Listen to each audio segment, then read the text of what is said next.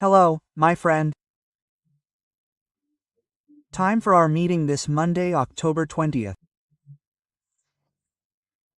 1947, October 20th, Brazil breaks off relations with the Soviet Union. Well, there was very little time for relations, diplomatic relations. Well, Brazil had normal relations with Russia.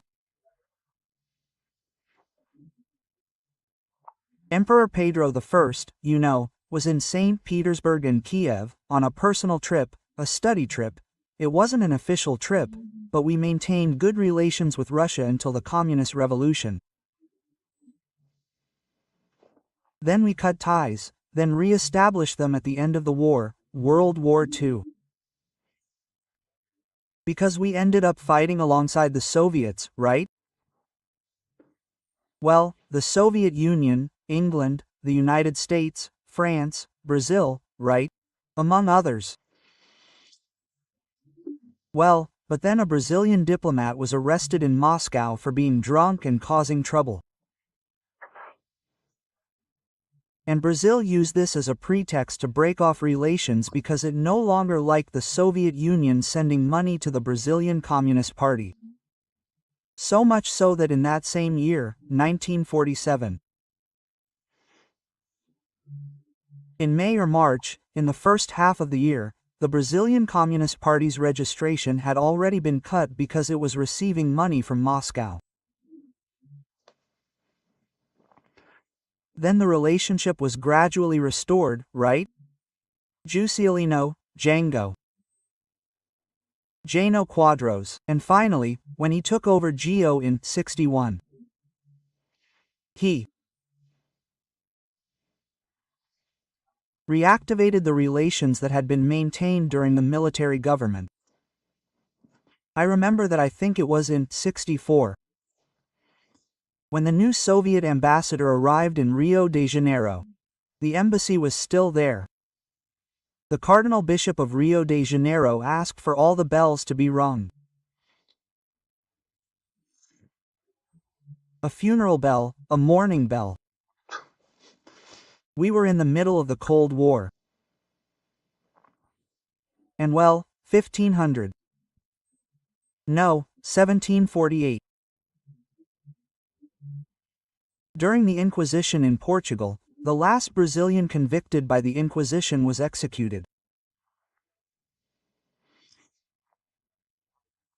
He was being questioned for homosexuality, but he didn't know it.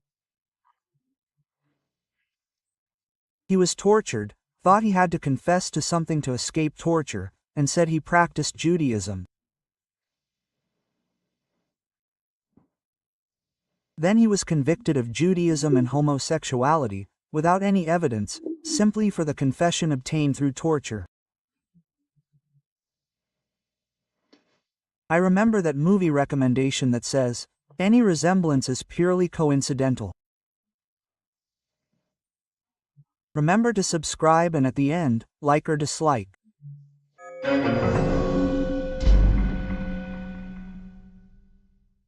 Well, yesterday I didn't have time to talk about much of what I'm going to talk about today, starting with the election in Bolivia, right? Comrade Evo Morales is completely out, a card out of the deck, right? Morales means more ice when translated into Portuguese, right?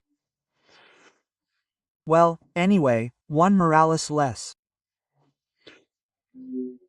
He's even on the run because he was convicted of trafficking minors.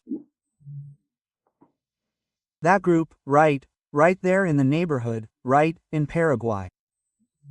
Lugo, right, who was also a leftist president, was a priest and took it literally, right, because priest means father, right?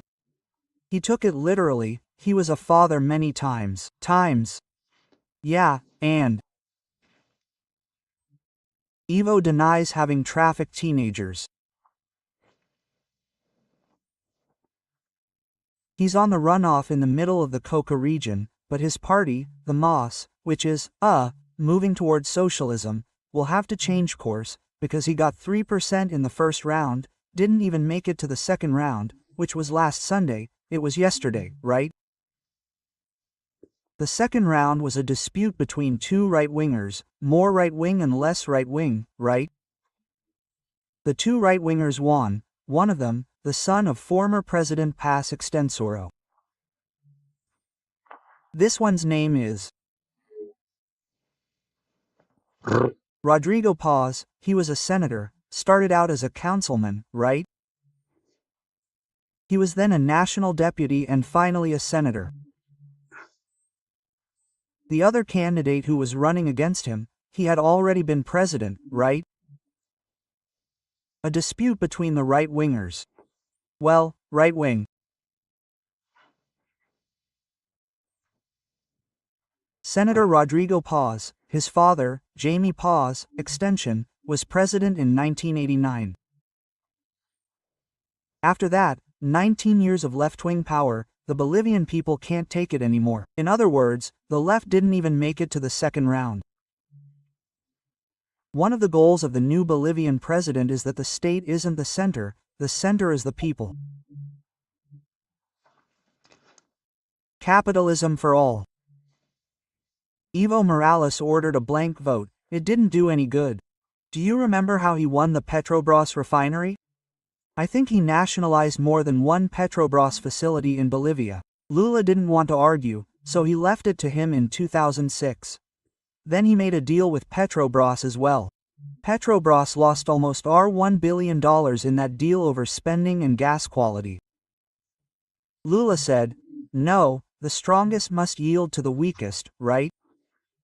But all of this is Brazilian national heritage, right? When they say Petrobras belongs to Brazilians. Yes, so he can't give away what belongs to Brazilians, right? But anyway, with this result, we now have Argentina, Peru, right? Ecuador. Bolivia, right? Right wing. Paraguay. Uruguay can't be called right-wing, but neither can it be called left-wing. Uruguay is a more politically advanced country than we think, right? Chile, which is left-wing, will turn completely right in the next election. All the polls are saying that, right? Petro is still there in Colombia, which Trump is now calling the head of drug trafficking. There's another drug trafficking boss in Venezuela, right? And we have Brazil, right? Well, Lula must be nervous there. There's an election next year, right? Well, there are many reasons to be nervous.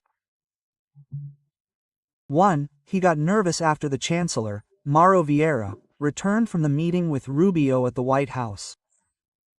They had that secret meeting, he didn't even call Lula so no one would find out. He got on the plane, came, and the next day went there to tell Lula what the conversation had been, and Lula was nervous from then on. So much so that at the Saturday meeting there in, if I'm not mistaken, São Bernardo, there in Sao Paulo, he challenged Trump, saying that in an independent Latin America, no president can speak harshly to Brazil because we won't accept it. That says it all. It's demonstrating what I told you. Well, another reason for Lula's nerves is that all the state-owned companies are making losses. Just look, state-owned company losses, right? Well, 2015, 2016, 2017, state-owned company profits in 2019, 2020, 2021, 2022. State-owned company losses again. 2023, 2024, this year, until August, $9 billion in losses. I saw in Estadão, that the president of Correio, who left now, because Correio is increasingly losing money, a fiasco, was appointed by the Prerogatives group of left-wing lawyers. It couldn't work, right? And he's a lawyer. And there's another left-wing appointee, Nava, right? It was to predict. He predicted a deep sea of private pensions in Latin America. It has 200,000 members, right? It has 200 billion in invested assets and is having a deficit, a 17 billion problem. Then Fukunava left, was awarded the position of head of a prepayment link, which is an institution. I think it's a card between Bradesco and Banco do Brasil, right? Lula has reasons to be nervous. Well, but there's also general nervousness at the Supreme Court, right? People having drinks, arguing, Fux and Gilmar, right? Gilmar was. Provoke Fuxes. And now another one, right? This American Brazilian, Flavia Magalhães, right? Is she going to take legal action against Moraes and everyone else in the first group that sanctioned Moraes's decisions to order her arrest, right? She thinks federal police were monitoring her at a Brazilian demonstration, right? She's lived in the United States for 23 years. She's married to an American.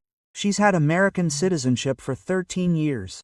Hey, she was born in Recife, right, Moraes? He ordered her arrest in December of 23, right? Hey, and he ordered the blocking of X. She allegedly made statements, talking about Moraes's links to the PCC, but then he couldn't, right? It's incredible. No one believes this, that the very judge who feels slandered is the one who orders the arrest of the alleged slanderer. This doesn't make any sense. This doesn't fit into any model of democratic law, right?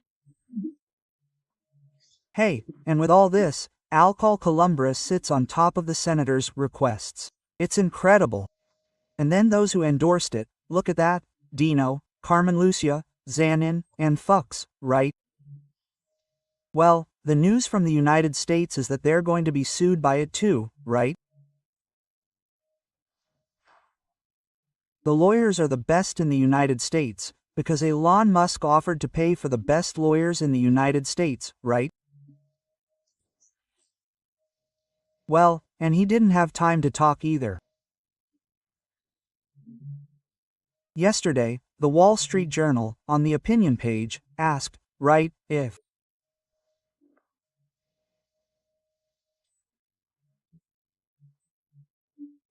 Brazil hacked into the Customs and Border Protection System, the CON and,